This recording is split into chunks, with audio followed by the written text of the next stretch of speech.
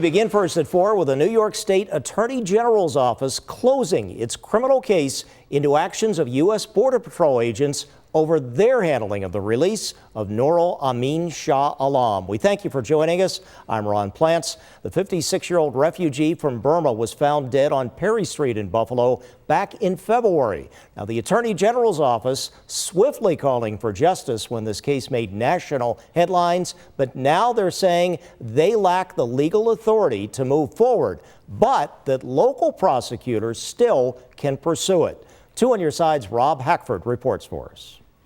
The New York Attorney General's office says it's pivoting to a civil probe focused on, quote, systemic issues and questions that may or may not have contributed to the death of 56-year-old Amin Nurul Shah Alam. Shah Alam is the nearly blind refugee and non-English speaker who back in February was released from the Erie County Holding Center after serving a year behind bars. It was for this encounter with Buffalo police, after which he was charged with trespassing and brandishing a curtain rod.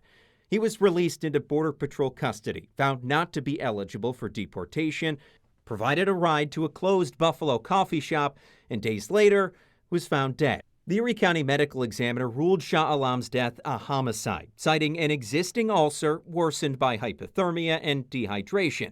In a letter to Erie County District Attorney Michael Kane, the AG's office says while it is stepping away from its criminal case, local prosecutors could still pursue one.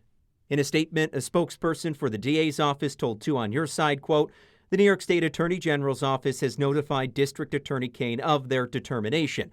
At this time, our investigation into the death of Nurul Amin Shah Alam remains ongoing.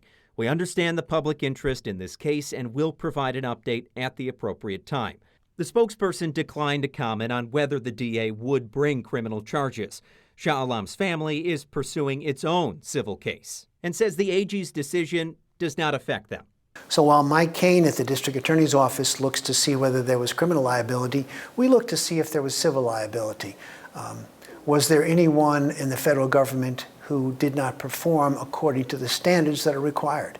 Did they violate the constitutional rights of Shah Alam? Connors says he has not spoken with Shah Alam's family, but plans to break down this complicated situation at a later date. U.S. Customs and Border Protection has asserted agents followed all rules when dropping off Shah Alam, who, quote, showed no signs of distress, mobility issues, or disabilities requiring special assistance that night on February 19th. On your side in Buffalo, Rob Hackford, Channel 2 News.